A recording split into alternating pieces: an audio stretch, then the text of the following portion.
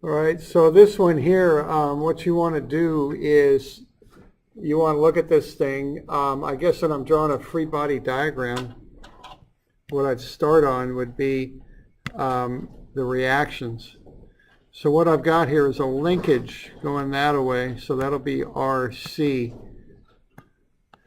Going to need an angle in there. You got a 58. No, I guess that linkage, 131. There we go. So 180 minus the 131, that'll get you a 49, won't it? So there's 49 degrees. You're going to want to get this resolved into one load. 0.9 times 4,000, I think, is 3,600. And then you've got RAY and RAX, plus you've got this couple coming in here.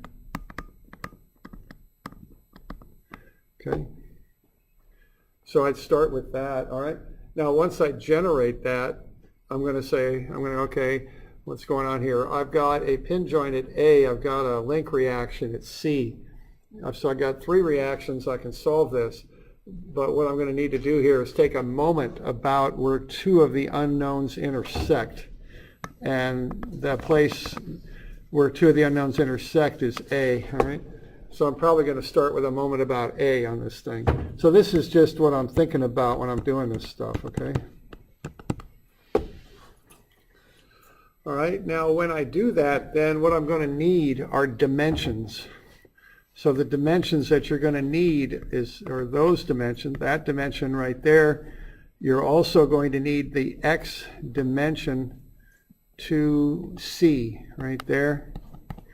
And then you're going to need, this is going to get a little messy in here, but you're going to need a Y dimension to C. So those are the dimensions that you're going to need. All right. So that's kind of what's going on there. Let's see here. So this is what's going through my mind when I'm solving something like this, or perhaps getting ready to solve it might be the way to word that. So I need that dimension right there.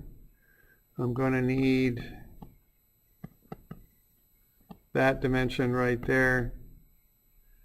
And I'm going to need that dimension right there. Okay, so those are the dimensions I'm going to need. So we got any questions on this? You might start looking at this thing so far.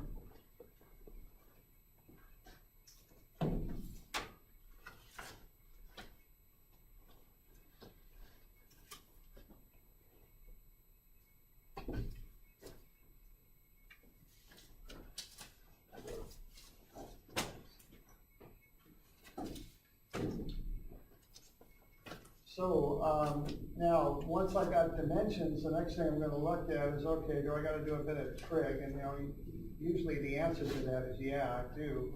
And that is the answer on this one. You do have to do a bit of trig. All right. So I'm noticing that angled arm up there, and that's probably where I'm going to have to do the trig. Okay. So when I see this angled armature here, I'm going to have to do the trig. Now I'm only going to C. The linkage force is a force applied to C. I've got a 58 degree angle and a 28 centimeter length. So it looks like to me I'm going to go cosine 58 times 0.28, and I'm going to go sine 58 times 0.28. Okay. So I would probably do that right off the bat, and I'll get 0.148 and 0.238.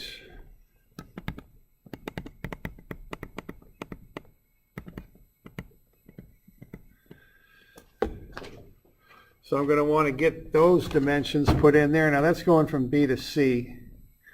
And once I've got that broken up into X and Y, then I don't really care about that 58 degree angle anymore. I've used it to the extent I need to use it. So I just want to get those dimensions filled in. And once I do that, I'll take a moment about A. And that should get me RC. and then sum of fx and sum of fy to finish it up.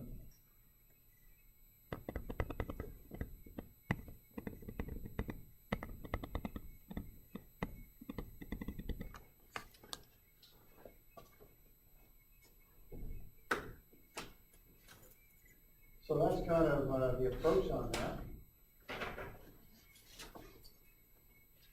We got any questions on that? Do you have the answers for that so much? Maybe you do, but I'm not 100%. Yeah, the answers are on page 15. So this is on 15B is where it's at, but you've got the answers on page 15. So it's written up, or is it? I guess written up for you. On 15B. So the problem's on 15B.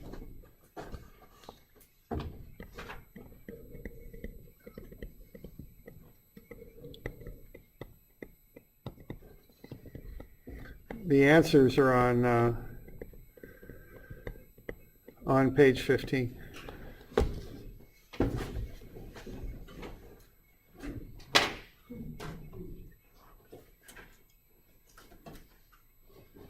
So do you, any questions on that one?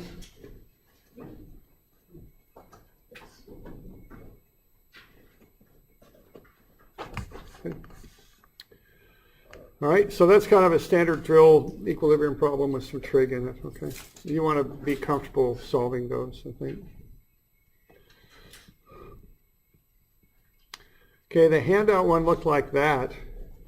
And this is just trying to reinforce some of the ideas about solving these equilibrium problems. I mean, that's the intent of that.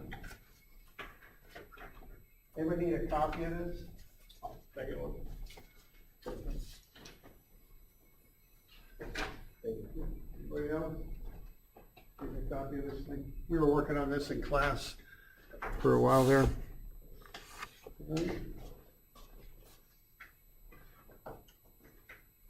So I think the deal on this is what you want to do is you want to turn this into a nice simple free body diagram. So what you want is that. You just want to turn this thing into a right angle bracket. And then you've got that load P. What you then have is RBY, RBX, you've got P, and then you've got RA. So you want to get this thing into a free body diagram. Now, once you get the geometry on those ramps figured out, the force makes an angle that's not a 90 minus the ramp angle. Okay? That's basically how you get that 60-degree angle on the reaction today. Now, what you're given is the constraint that RB, and I'll call it RB total, is, I think it's 3,000, right? Now, the problem is that RB is made up of RBX and RBY. And so you're going to have to use the theorem of Pythagoras to get to RB. And being as you don't know what some of the inputs on this, you know, you got a lot of variables. The only number you've got is that the total RB reaction is 3,000. And the way you'd find RB would be to take the square root of some of the squares of RBX and Y. And RBX and Y are independent of each other. You know, they're not related in any sort of way directly. Okay? So that one gets a little bit tricky there in that regard. So there's 0.4 meters. I think this arm here is at 0.3 meters, is that right? Yeah. Yes. And then this coming down is 0.6 meters. Okay, so the concept on this for that free body diagram is get that loop and the angled bit up here, just get that out of there. It's not doing anything, there's no load on it. So all you really want to do is create kind of a coordinate system. You want to base the coordinates at the point about which you'll take moments, and then you want to connect to the other points with X and Y dimensions. That's your goal when you've got these things. And again, when you do the problems, you get all sorts of different things. You got brackets and frames and motorcycles and people kicking soccer balls and every other dang thing, but who cares, okay? That's irrelevant. Forget that. Get a coordinate system going, figure out what you're going to take moments about, get a coordinate from there to all the points where the forces are applied. And the picture is irrelevant because we assume everything's rigid in this class. It doesn't make any difference. Okay? So that's how we boil everything down. All right? So there you go. So now there's no magic way to solve this, so you just kind of work your way through it. And you just want to start generating equations, see? And you've got basically 3 equations that you need to generate because you got 4 unknowns. You got 1 equation there. You know, you've got to generate 3 others. And of course, you got those 3 equations of statics to do it with. So what you're going to do here for RB is what? You're going to go cosine 60 times RA. I'm sorry, for RA there. And then that's an x component.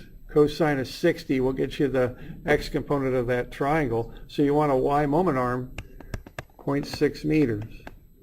Now that's going to come around clockwise, so that'll get a negative, right? And then you also got sine 60 of that one. And then what's the moment arm on that from A? It's 0.3 meters. Okay. See, I want to boil that thing down because I can just get these moment arms so much easier when I do that. Okay. I don't want to be doing the geometry on the moment arms while I'm creating the moment equation. I want to have those moment arms just ready to go. Now that one's going to come around clockwise too, or counterclockwise. Whoops, those are counterclockwise. What the heck do I have a minus on that? That's interesting. Oh, those are clockwise. That's why I've got a minus on them. There we go. Good. All right. Great. Okay, and then the last thing there, I've got P, and that's the one that's counterclockwise. So that'll be plus 0.4P, right? So there's one equation right there. And what you're doing, you're relating A to P in that equation, right? And you're relating them directly together. Okay, so this allows you to relate A to P. And notice here that I'm not writing out RAX and RAY. They're both RA. I got cosine 60 RA is RAX, sine 60 RA is RAY. Okay? Don't, it's an error in thinking to make those 2 separate things. The way you make them into separate things is you apply the trig coefficients to them.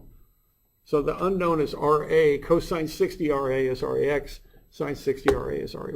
That's how you want to be thinking about that. All right? And then what you can do then is sum of fx is equal to 0. And you know, you can run through that. And what that's going to do is that's going to relate RBX to RA to A. And then you got sum of Fy is equal to 0. And what that's going to do is relate RBY and P to A. Okay.